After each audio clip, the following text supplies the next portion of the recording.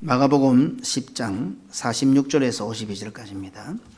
그들이 여리고에 이르렀더니 예수께서 제자들과 허다한 무리와 함께 여리고에서 나가실 때에 디메오의 아들인 맹인 거지 바디메오가 길가에 앉았다가 나사렛 예수시라는 말을 듣고 소리 질러 이르되 다윗의 자손 예수여 나를 불쌍히 여기소서 하거늘 많은 사람이 꾸짖어 잠잠하라 하되 그가 더욱 크게 소리 질러 이르되 다윗의 자손이여 나를 불쌍히 여기소서 하는지라. 예수께서 머물러 서서 그를 부르라 하시니 그들이 그 맹인을 부르며 이르되 안심하고 일어나라 그가 너를 부르신다 하매 맹인이 겉옷을 내버리고 뛰어 일어나 예수께 나오거늘 예수께서 말씀하여 이르시되 내게 무엇을 하여 주기를 원하느냐. 맹인이 이르되 선생님이여 보기를 원하나이다. 예수께서 이르시되 가라 네 믿음이 너를 구원하였느니라 하시니 그가 곧 보게 되어 예수를 길에서 따르니라. 아멘. 소경 거지 바디메오가 눈을 뜨게 되는 그 과정과 상황과 정황을 성경은 너무도 상세하게 기록하고 있습니다.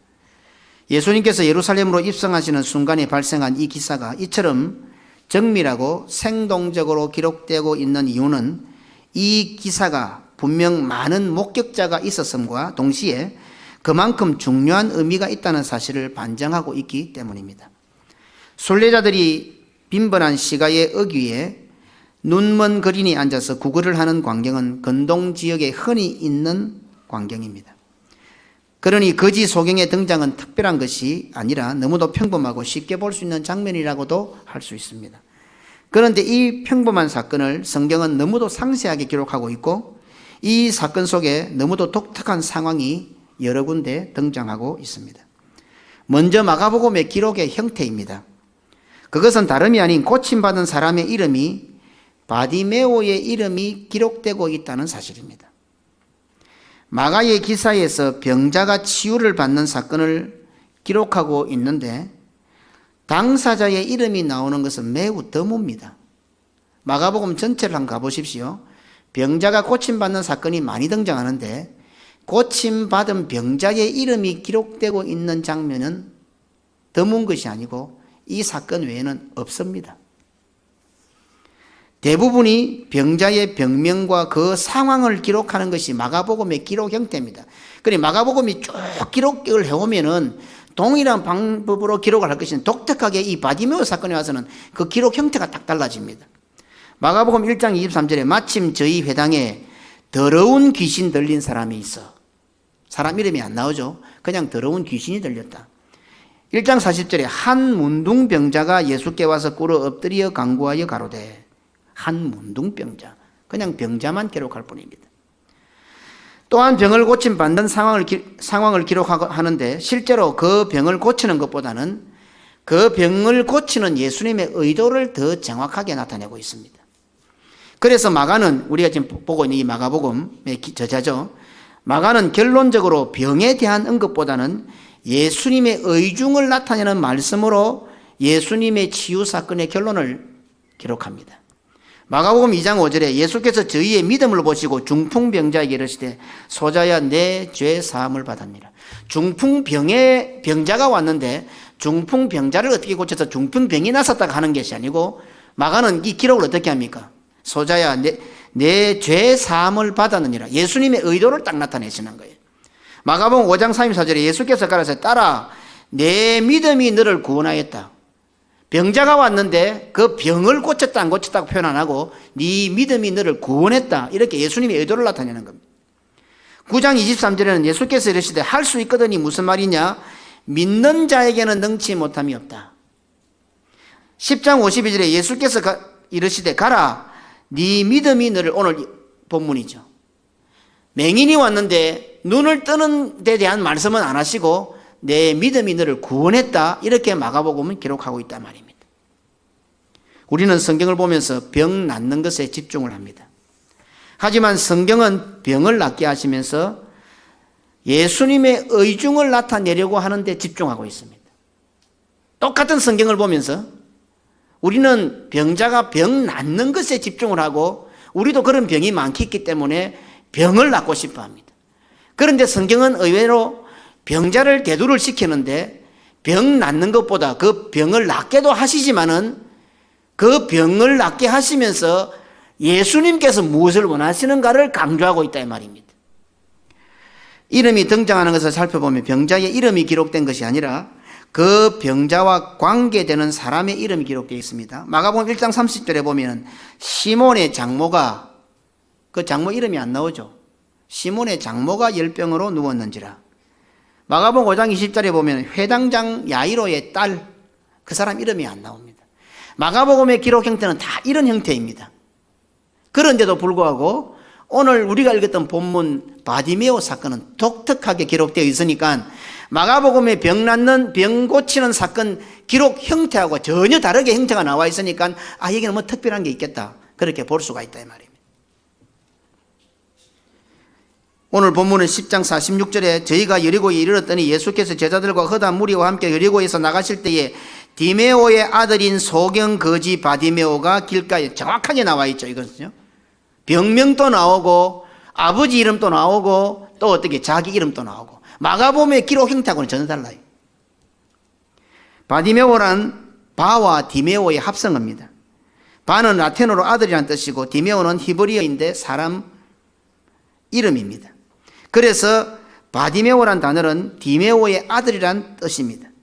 하지만 여기서 이 소경은 바디메오라는 이름으로 불렸다는 것도 쉽게 알죠. 왜?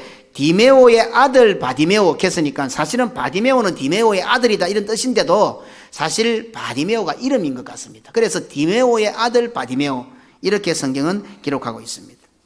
바디메오라는 단어가 디메오의 아들이라는 뜻이지만 그 소경을 부를 때에 소경의 이름이 바디메오였다는 것을 쉽게 알 수가 있습니다. 그렇다고 한다면 바디메오의 이름이 기록되어 있다는 사실과 그 이름의 형태가 그냥 넘어갈 수 없는 중요한 의미가 있다는 것도 우리가 짐작할 수 있습니다. 왜?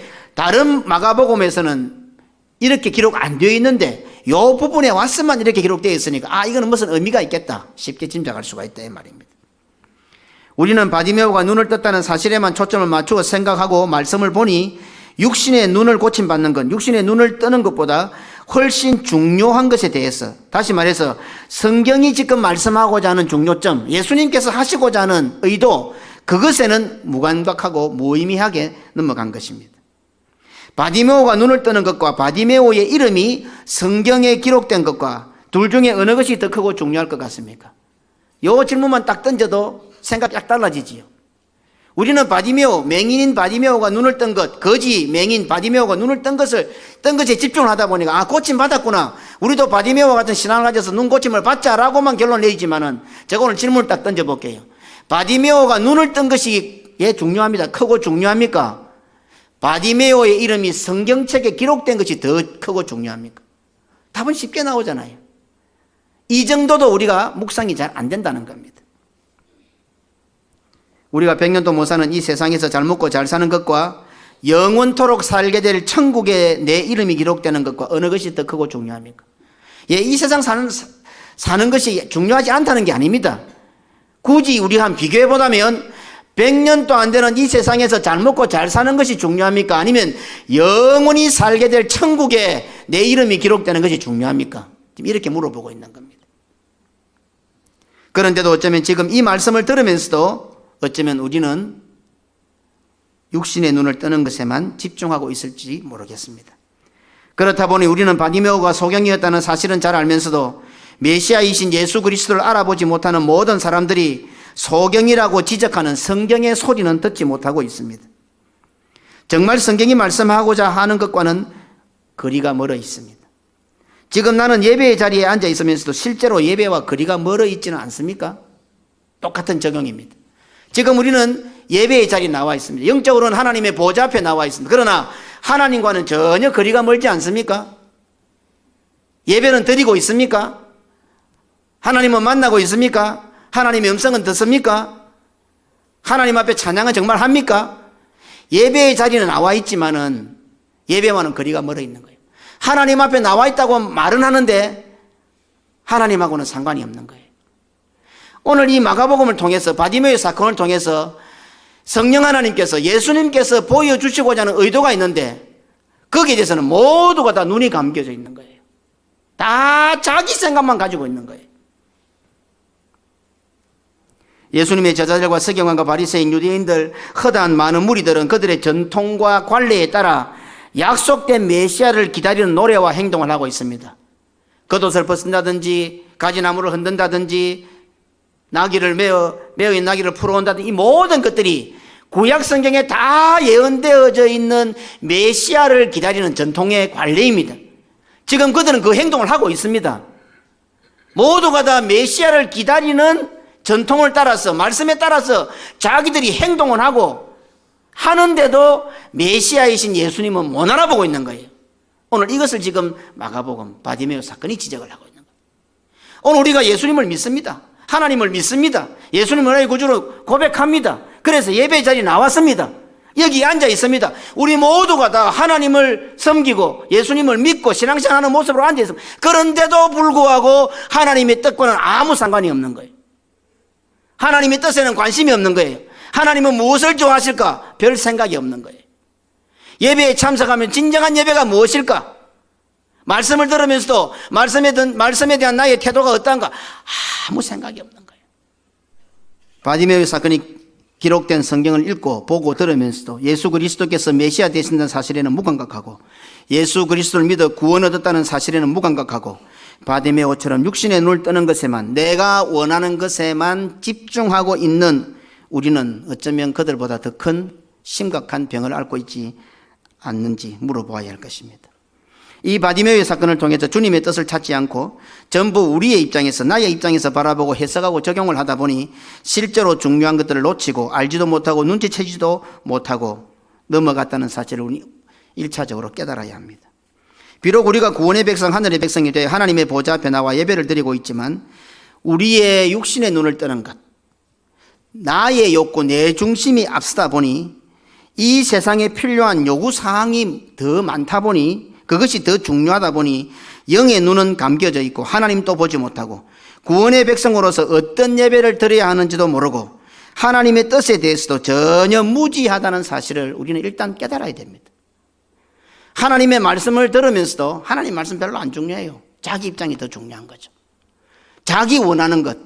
아이고 뭐 예수님 메시아 되는 것보다도 하나님이 주님의 나라가 오면 나를 오른편에 왼편에 앉혀주는 게 더 중요합니다. 우리의 요구가 먼저 있다는 거죠. 바디메오 이름이 이렇게 명확하게 기록되어 있는 이유가 무엇이겠습니까?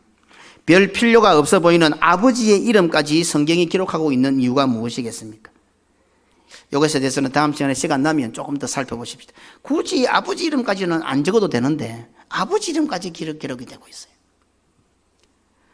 바디메오 이름을 기록하고 있는 성경의 의도, 성령 하나님의 의도가 무엇이겠습니까? 비록 우리가 이 세상을 살면서 온갖 종류의 질병을 앓고는 있지만 그래서 그 병들을 고침받는 것도 중요하지만 우리의 이름이 생명책에 기록되어 있다는 사실이 훨씬 더 중요하다는 사실을 잊어서는 안 됩니다.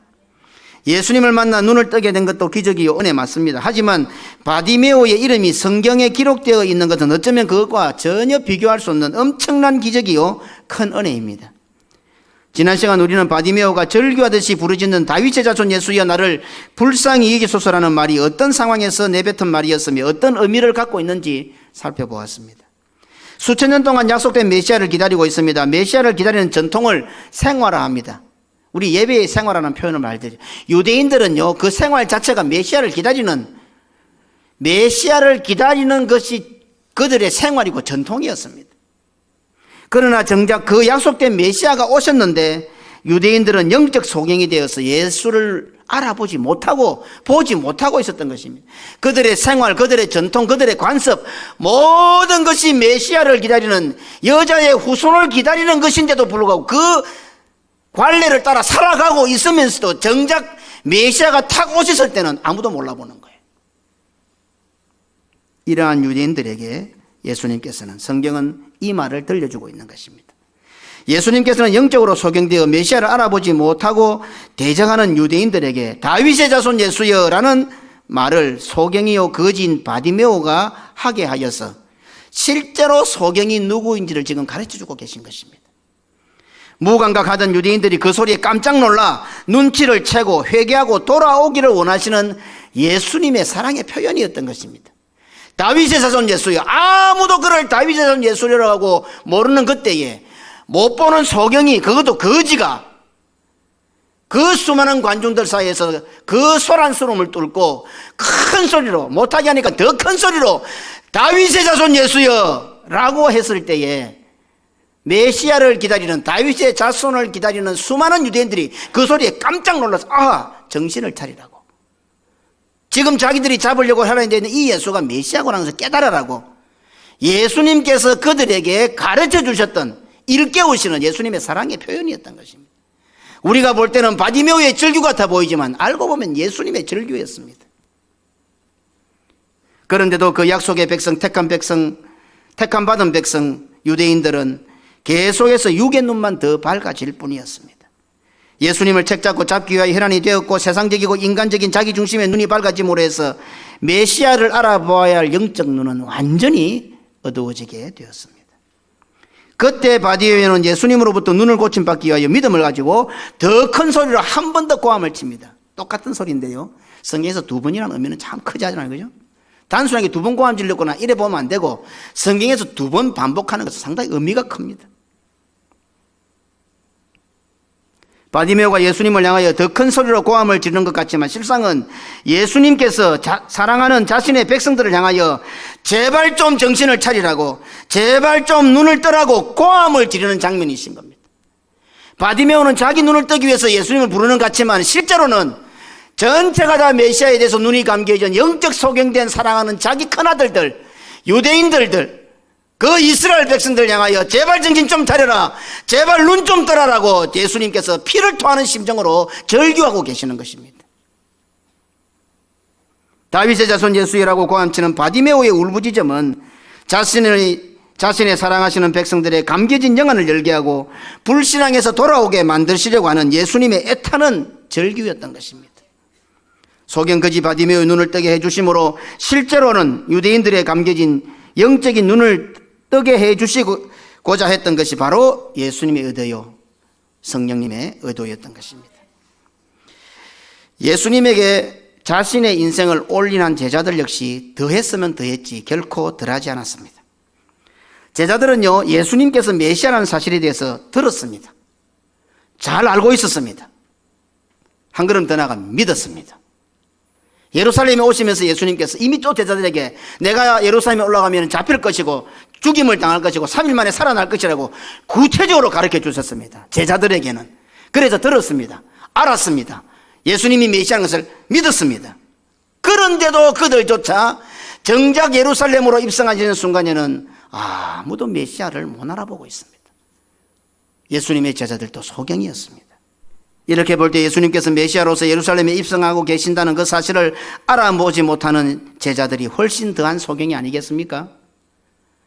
지금 예루살렘에 십자가를 지시고 올라가면 그 십자가의 길을 예수님의 제자들은 적어도 같이 걸어갔어야 하는 겁니다. 3년 동안이나 가르쳤습니다. 올라오기 전에도 지금 가르치고 올라오셨습니다. 이제 십자가의 길을 가는 예수님이십니다. 그 고독하고 외롭고 죽음의 길을 택한 모든 자들의 죄를 한 몸에 짊어지고 하나님으로부터 버림을 받아야 되고 죄와 사망과 음부의 권세로 내려가야 하는 처절하고 고독, 그래서 하나님이신 예수님조차도 어떻게 하셨습니까? 죽을 것 같이 고민했다 했습니다. 얼마나 그것이 힘들고 괴로웠으면 예수님조차도 땀이 땅에 떨어지는 빗방울처럼 되시기까지 하시고 죽을 듯이 고민이 되셨는데 그 고독한 십자가의 길을 예수님의 제자들조차도 함께 가지 못했던 것입니다. 그렇기에 제자들은 마치 둘째 아들 탕자처럼 예수님께 자신들의 분깃을 요구해서는 안 될 것을 요구했던 것입니다. 제자들이 소경인 것과 유대인들이 소경인 것, 이것은 좀 차이가 있습니다. 우리 다음에 성경 공부를 할 때 조금 금요기도 이제 할 거니까 제가 이거 좀 구체적으로 공부를 하면서 이거는 공적인 설교로 다루기가 힘드니까요. 유대인들이 소경인 상태와 제자들이 소경인 상태는 조금 차이가 있습니다. 이거는요, 신학적으로 볼 때. 제자들은 예수님께서 그리스도인 것을 믿었습니다. 알았습니다. 하지만 자신들이 믿는 것과 예수님의 뜻이 달랐습니다. 이건 우리들에게 직접적으로 연관이 되는 겁니다. 우리는 유대인의 관점보다는 제자들의 관점에서 접근하는 게 훨씬 쉽습니다. 그러니 제자들은 예수님을 메시아로 믿으면서도 구원을 이루시는 예수님의 뜻에는 무관심했고, 그러다 보니 그 구원사에게는 눈이 감겨져 있던 것입니다. 예수님을 모르는 거 아니었습니다. 그들은 예수님을 잘 알았습니다. 예수님을 메시아로 믿었습니다. 예수님의 그 능력을 잘 눈으로 직접 확인했습니다. 죽기까지라도 주님을 따르겠다 고백했던 자들입니다. 그런데도 그런 신앙을 가지고 있었으면서도 어때요? 예수님의 뜻하고 달라는 거예요. 예수님을 모르는 안 믿는 사람들이 아니었어요. 예수님을 잘 알고 예수님의 능력도 알고 예수님이 하나님의 아들이심도 알고 예수님이 메시아인 것도 다 알았어요. 그런데 자기들의 신앙이 예수님의 뜻과는 달랐던 거예요. 그러니까 못 알아보는 거예요. 우리는 지금 예수 그리스도를 나의 구주로 믿습니다. 지금 우리는 하나님의 보좌 앞에 나와서 예배를 드리고 있습니다. 그런데 예수님의 제자들처럼 하나님의 뜻, 예수님의 뜻에는 무감각한, 어쩌면 하나님의 뜻과는 정반대의 모습을 가지고 있는지 지금 성경은 우리에게 경고하고 있는 겁니다. 예수 안 믿는다는 거 아닙니다. 모른다는 거 아닙니다. 구원받지 않았다는 거 아닙니다. 하나님을 안 믿는다는 거 아닙니다. 제자들처럼 다 압니다. 어쩌면 제자들이 예수님을 체험했던 것만큼이나 우리도 한평생 살아오면서 하나님의 은혜에 대해서 잘 알고 다 잘 압니다. 그런데 지금 그 길은 예수님 혼자 걸어가고 있습니다. 예수님의 제자들은 요구해서는 안 될 분깃을 요구하고 있습니다. 우리는 이 자리에서 하나님의 뜻과는 상관없는 우리의 생각을 가지고 나의 믿음을 가지고 나의 신앙을 가지고 하나님의 마음을 더 아프게 하는 절대로 해서는 안 될 분깃을 요구하고 있는지도 모른다 이 말입니다. 어떻습니까? 하나님과 상관없는 예배를 드리는 분은 없습니까?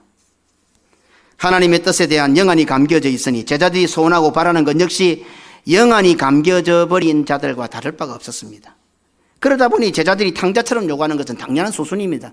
이상한 게 아니고요. 그렇게 요구할 수밖에 없습니다. 우리도 예배의 자리에 나와 있지만 예배의 자리에서 하나님이 원하시는 뜻에 대해서 눈이 감겨져 있으면 제자들처럼 요구할 수밖에 없어요. 자신들은 그래도 전 인생을 예수님께 헌신했고 올인했습니다. 모든 것을 버려두고 주님을 쫓았습니다. 그러니 적어도 유대인들보다는 더 좋은 자리를 얻을 것으로 기대하는 것입니다. 그래서 제자들은 자신들의 분깃을 요구했습니다. 자신들이 혐오하고 있는 서기관과 바리새인들 같은 그런 자리를 요구하고 있는 것입니다. 이 아이러니하죠. 지금 예수님의 제자들은 그 서기관과 바리새인들의 그 불신앙을 바라보면서 그들을 혐오하면서도 예수님께 무엇을 요구합니까? 그들과 같은 자리를 달라는 거예요. 장차 주님께서 나라를 세우실 때에 우리들을 종교 지도자로 지금의 바리새인과 서기관 그 자리를 우리에게 달라고 지금 요구하고 있는 거예요. 그리고 그것 때문에 서로 분을 내며 싸웠던 것입니다.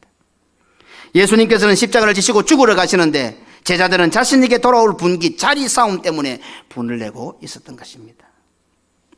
그렇다면 제자들은 유대인들보다 더 영적 소경인 상태가 아니겠습니까? 우리들도 이 사실에 대해서 명심해야 됩니다. 우리가 믿음이 없어서가 아닙니다. 우리가 하나님을 안 믿는 거 아닙니다. 예수님을 안 믿고 모르는 거 아닙니다. 다 압니다. 다 믿습니다. 그럼에도 불구하고 제자들과 같은 상태가 될 수 있다는 것을 오늘 성경은 우리에게 경고하고 있습니다. 자기중심적이 되면 하나님의 뜻과 거리가 멀어지면 세상 사람들보다 더 영안이 어두워진다는 사실을 성경은 우리들에게 지금 경고하고 있는 것입니다.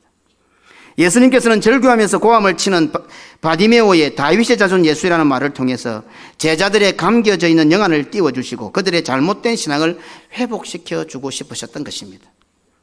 예수님의 의도, 예수님의 사랑은 거기에서 멈추지 않으십니다. 예수님을 따라다니는 허다한 무리들에게도 동일하게 이어집니다.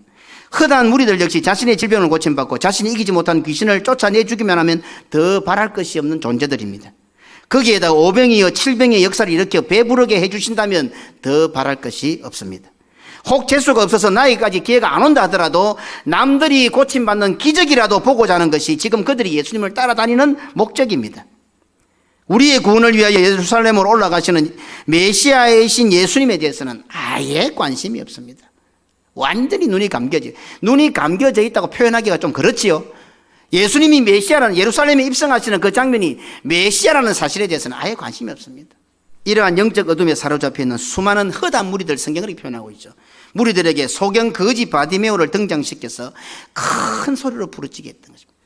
다윗의 자손 예수여 라고 고함을 지니까 조용해라, 사람들이 잠잠해라, 시끄럽다 이러잖아요. 이런 것을 상시하게 기록하고 있는 거예요. 많은 사람들이 제재를 가합니다. 못하도록.